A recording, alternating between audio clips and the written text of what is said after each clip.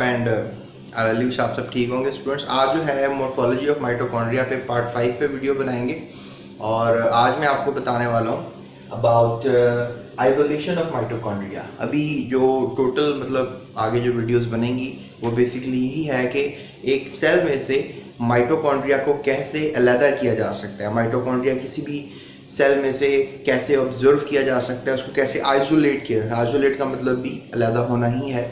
तो लिहाजा observation of mitochondria, first of all isolation तो उस वक्त ही होगी जब आपको सेल के अंदर ये पार्टिकल नजर आएगा। तो लिहाजा आइसोलेशन के लिए सबसे बेस्ट जो स्टेनिंग प्रोसेस है वो जेनस ग्रीन है। तो लिहाजा जेनस ग्रीन की मदद से हम इसको स्टेन करेंगे और जेनस ग्रीन ही वो स्टेन होगा जिसकी मदद से हम इसको लोकेट कर पाएंगे, इसको ऑब्जर्व कर पाएंगे। लेकिन इसको पहले जेनस ग्रीन से स्टेन करने के लिए सेल को कुछ बातें मैं आपको कुछ रूल्स बताता चलूँ, जो कुछ मैंने पॉइंट्स लिखे भी हैं, जिनमें सबसे पहला पॉइंट तो ये है कि जो माइटोकॉन्ड्रिया है, अगर आप कहें कि किसी टिश्यू का पकड़ लें, किसी एनिमल टिश्यूज को लें और उसके सेल को पकड़ें और उसमें जो है माइक्रोस्कोप से ऑब्जर्व करें माइटोकॉन्ड्रिया को सेल के अंदर, तो ये पॉसिबल नहीं होगा क्योंकि माइटोकॉन्ड्रिया का रिफ्रैक्टिव इंडेक्स बहुत वीक है, बहुत कम है, जिसकी वजह से आप किसी भी टिश्यू को जो है आप प्रॉपरली इंटीग्रेट नहीं कर सकते। तो लिहाजा आपको एक काम करना होगा कि आपको इन विवो स्टडी करनी होगी, राइट, सॉरी इन विट्रो। अब इन विट्रो में क्या होगा कि आप सेल्स को खुद ग्रो करवाएंगे, ठीक है, टिश्यू कल्चरिंग करवाएंगे और फिर विट्रो में टिश्यू कल्चर या सेल कल्चर के ऊपर आप जो है प्रॉपरली कुछ अरेंजमेंट्स करेंगे observation for the observation of mitochondria. इसमें होगा क्या कि आप एक मेथड यूज करेंगे which is known as dark field illumination. तो डार्क फील्ड इल्यूमिनेशन में ये होता है कि आप बैक साइड जो है वो टोटली डार्क होती है ताकि आपको जो अपर बॉडीज है वो प्रॉपरली नजर आ सकें, और इसका फेस कॉन्ट्रास्ट माइक्रोस्कोप की मदद से इस्तेमाल करेंगे। डेफिनेटली स्कैनिंग इलेक्ट्रॉन माइक्रोस्कोप ही होगी, लेकिन फेस कॉन्ट्रास्ट माइक्रोस्कोप है, याद उसकी एक टाइप है। उसके बाद स्टूडेंट्स डेफिनेटली एक वाइटल स्टेन है जेनस ग्रीन, उसको जो है आप यूज करेंगे। और मैं आपको एक बात पता चलूं कि माइटोकॉन्ड्रिया को जैसे जेनस ग्रीन आप लगाएंगे तो वो ग्रीनिश ब्लू कर देगा माइटोकॉन्ड्रिया को, क्योंकि लिविंग माइटोकॉन्ड्रिया को करेगा, ये याद रखिएगा, मतलब जो एटीपी बनाने की सलाहियत रखता हो, लिविंग हो। और ऐसा क्यों होगा, क्योंकि ग्रीनिश ब्लू इसलिए हो जाएगा क्योंकि साइटोक्रोम ऑक्सीडेज सिस्टम जो है माइटोकॉन्ड्रिया में उसको जाकर ये एक्टिव करेगा, यानी उसके ऊपर जाकर ये एक्शन करेगा। यानी माइटोकॉन्ड्रिया में जो साइटोक्रोम सिस्टम है, साइटोक्रोम ऑक्सीडेज सिस्टम है, उसके अंदर जाकर ये उसको स्टेन करेगा जेनस ग्रीन। तो लिहाजा आप ये कह सकते हैं कि वाइटल स्टेन है, बहरहाल ये मेंटेन रखेगा, डायको ऑक्सीडेशन स्टेट करके रखेगा और आपको ये नजर आता रहेगा। और उसके बाद मैं आपको एक और बात करूँ तो जेनस ग्रीन जो है वो जब साइटोप्लाज्म में जाता है तो वो एक लिकोबेस की तरह कलरलेस हो जाता है। तो लिहाजा ये सब बातें आपको बतानी चाहिए। फिलहाल बस एक छोटी सी बात मैं आपको क्लियर कर देना चाहता हूँ कि जो जेनस ग्रीन है वो बेसिकली माइटोकॉन्ड्रिया में जो साइटोक्रोम बॉडीज हैं उनको स्टेन करेगा ग्रीनिश ब्लू, जबकि अगर आप देखें जेनस ग्रीन डेफिनेटली साइटोप्लाज्म में भी मिक्स होगा, लेकिन जेनस ग्रीन साइटोप्लाज्म में मिक्स होने के बाद बिल्कुल भी उसके साथ कोई कलर शो नहीं करेगा। लिहाजा आप उसको लिकोबेस कह लें या कलरलेस कह लें, that is going to be the right thinking point of view. लिहाजा आप इस तरीके से माइटोकॉन्ड्रिया को ऑब्जर्व कर पा रहे हैं। डियर स्टूडेंट्स, अब यू नो रियली वेल कि जेनस ग्रीन जो है वो एक जबरदस्त स्टेन है and you can use it on the culture and for mitochondria observation. लेकिन अगर लेट्स से दैट आप स्टडी कर रहे हो इन सितु मेटाबॉलिक स्टडी कर रहे हो, ठीक है, इन सितु मेटाबॉलिक स्टडी के अंदर मैं आपको जेनस ग्रीन जो है वो रिकमेंड नहीं करूंगा। मैं आपको एक और डाई रिकमेंड करूंगा, this is known as rhodamine 123। तो ये काफी सेंसिटिव डाई है first of all, and secondly जो है इसको आप आइसोलेटेड माइटोकॉन्ड्रिया को ऑब्जर्व करने के लिए भी यूज कर सकते हो। यानी आपने अगर ऑलरेडी कोई माइटोकॉन्ड्रिया अलग कर लिया है after going through a proper technique, तो डेफिनेटली अगर जो आपने अलग किया इधर वो माइटोकॉन्ड्रिया है भी है कि नहीं है, तो आपका ये डाई का टेस्ट पॉजिटिव आना चाहिए। तो लिहाजा आप आइसोलेटेड माइटोकॉन्ड्रिया के लिए रोडामाइन 123 यूज करोगे, या फिर आप इंटैक्ट कल्चर्ड सेल्स के लिए भी रोडामाइन 123 को यूज कर सकते हो। सो डेफिनेटली ये जो है फ्लोरेसेंट डाई है, यानी इट क्रिएट्स कलर्स तो फ्लोरेसेंट डाई में आपको एक तो जैनस ग्रीन मैंने बता दिया और दूसरा मैंने आपको रोडामाइन 1 2 3 बताया। तो ये दोनों डायज आपने लाजमन याद रखने हैं, because if you are trying to understand morphology of mitochondria, तो these two dyes are the most important dyes. जी तो स्टूडेंट्स, अगर अब हम थोड़ा सा गहराइयों की तरफ चलें, माइटोकॉन्ड्रिया की आपको पता है बहुत ज़्यादा बायोकेमिकल स्टडी की गई है, as it is one of the most important organelle of the cell. तो लिहाजा हमने क्या किया, हमने जाना है, हमने सीखा है, हमने समझा है कि जो माइटोकॉन्ड्रिया होता है उसके डिफरेंट पार्ट्स मैंने जो हैं आपको ऑलरेडी बता दिए हैं in my previous lectures in part 4 I think. तो लिहाजा पार्ट 4 जरूर देखिएगा, दैट्स क्वाइट इंटरेस्टिंग वीडियो। तो लिहाजा ये पार्ट 5 में जो है we are just being observing mitochondria, और अब मैं आपको बताऊंगा इस छोटे से स्टांस में कि जो माइटोकॉन्ड्रियल पार्ट है इसमें हमने की है cytochemical marking of mitochondrial enzymes, यानी हमने डिफरेंट एंजाइम्स को ऑब्जर्व किया है और जाना है कि there are different enzyme inside the mitochondria, और वो जो है मौजूद हैं। लेट्स से दैट कि साइटोक्रोम ऑक्सीडेज, जिसकी मैंने अभी प्रीवियसली भी बात की कि जैनस ग्रीन इसको डेफिनेटली ब्लूइश ग्रीन रिएक्शन करके जो है ब्लूइश ग्रीन कलर देते हैं। तो लिहाजा साइटोक्रोम ऑक्सीडेज होता किधर है, that is inside the inner membrane, that is the inner membrane of mitochondria and that is the outer membrane। तो लिहाजा inner membrane में आपको साइटोक्रोम ऑक्सीडेज नजर आएगा, and everybody knows oxysomes या F1 particles, FO particles या ATP synthetase या ATPase whatever you call, वो भी मौजूद है। फिर मोनोमाइन ऑक्सीडेज एंजाइम भी जो है वो आउटर मेम्ब्रेन में ऑब्जर्व किया गया है, राइट। उसके बाद अगर देखें मैलिक डिहाइड्रोजिनेज, ये मैट्रिक्स में जो है ऑब्जर्व किया गया है inside the matrix, not the membrane but inside there is some fluidity inside the matrix, तो उसके अंदर भी एंजाइम है, we have to remember malic dehydrogenase.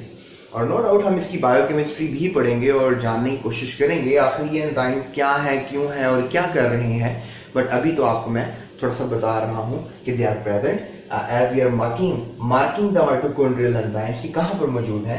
उसके बाद एडिनिलेट काइनेज आउटर चैम्बर में आपको मिलेगा, तो that is basically the outer chamber, right. This is matrix and this is outer chamber, this is outer chamber. So यहाँ पर आपको मिलेगा एडिनिलेट काइनेज। तो लिहाजा दीज आर द 4 एंजाइम्स फिलहाल जो मैं आपको बता रहा हूँ, so you have to remember it, right. अब जो मैं आपसे नेक्स्ट बात करने वाला हूँ वो डेफिनेटली जो है आइसोलेशन है, कि अब हमने माइटोकॉन्ड्रिया को अलग कैसे करना है, आइसोलेट कैसे करना है। सो स्टे ट्यून्ड, कहीं नहीं जाना आपने। डियर स्टूडेंट्स, अब आइसोलेशन जो है इसके ऊपर बात करेंगे, माइटोकॉन्ड्रिया को टिश्यू कल्चर से अलग करना है। इस टेक्निक को हम अलग करने की टेक्निक को, आइसोलेशन ऑफ माइटोकॉन्ड्रिया को सेल फ्रैक्शनेशन कहेंगे, cell fractionation, right, cell fractionation. अब सेल फ्रैक्शनेशन जो है ये 2 किस्म की होती है, that is differential centrifugation the first thing, and second is ultra centrifugation, ठीक है। अब इन दोनों में डिफरेंस ये होता है कि एक लिविंग सेल्स को यूटिलाइज करके ऑर्गेनेल से अलग कर सकती है टेक्निक, और दूसरी डेड टिश्यूज को यूज करती है। अब definitely you will be thinking about it, अब ये डेफिनेटली एनालिटिकल टेक्निक्स हैं, I am not going to discuss analytical techniques over here, but I am gonna let you know about some methods. तो वो methods मैं आपको बता रहा हूँ।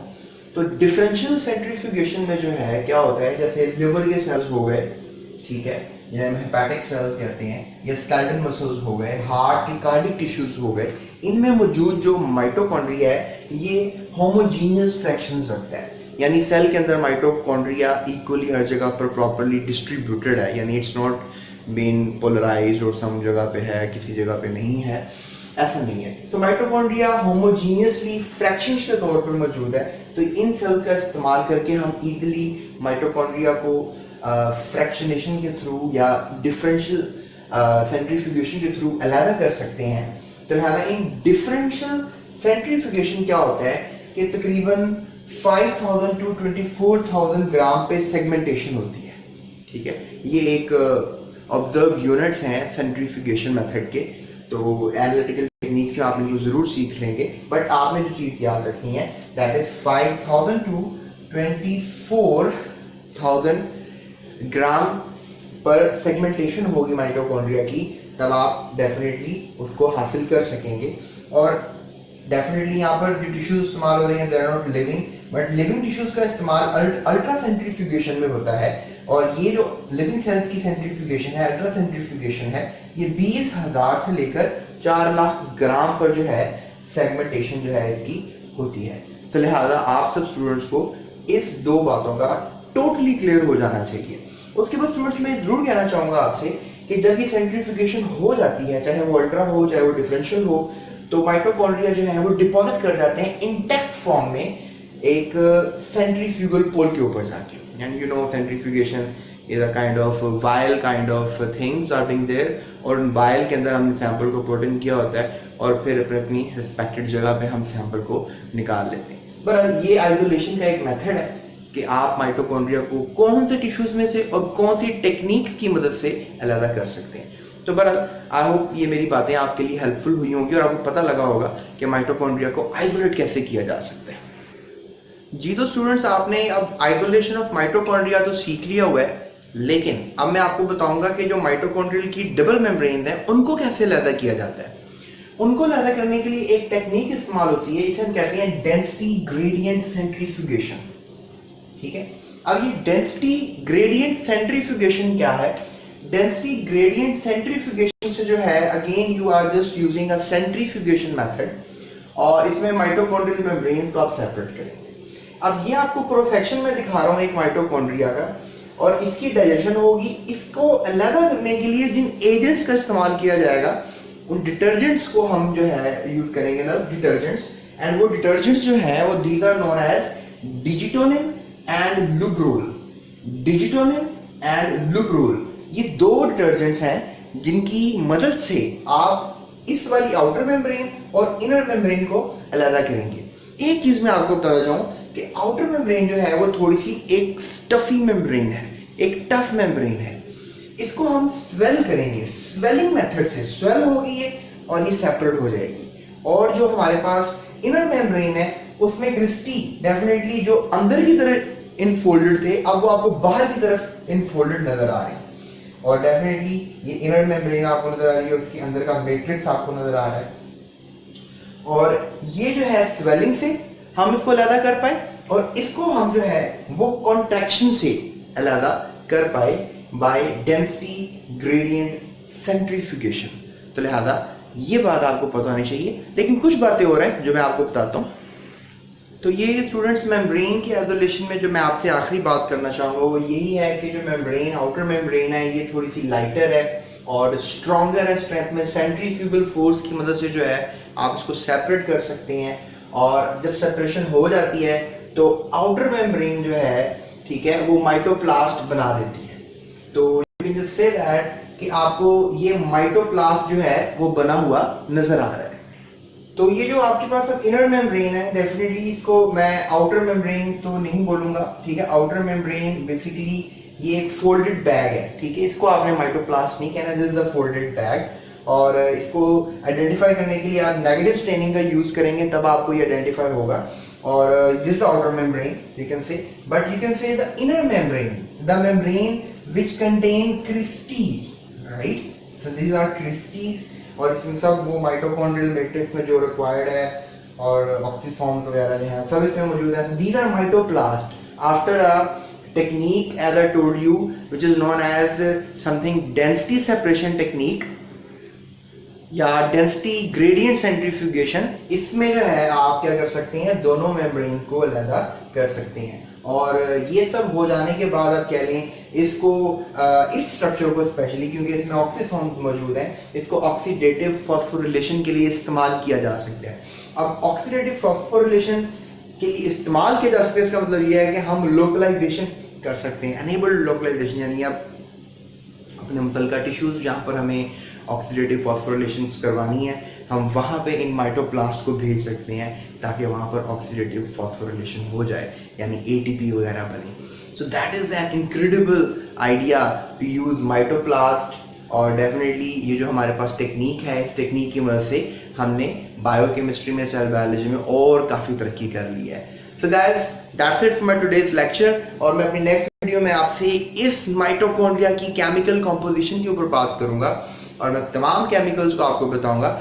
आज की क्लास में मैंने वैसे आपको एंजाइम्स भी बताए हैं जो माइटोकॉन्ड्रिया के अंदर मौजूद होते हैं, उनकी स्पेशली लोकेशंस भी मैंने आपको बताई हैं। तो आई होप आपके लिए ये वीडियो एक हेल्पफुल मटेरियल साबित हुई होगी। तो मज़ीद वीडियोस के लिए चैनल के साथ बने रहिए, डिस्क्रिप्शन और प्लेलिस्ट ज़रूर देखिए, उसमें तमाम वीडियोस मौजूद हैं। सो नेक्स्ट पार्ट 6 के लिए अभी मैं इजाज़त चाहूँगा आपसे। थैंक यू सो मच, अपना बहुत ख्याल रखिएगा।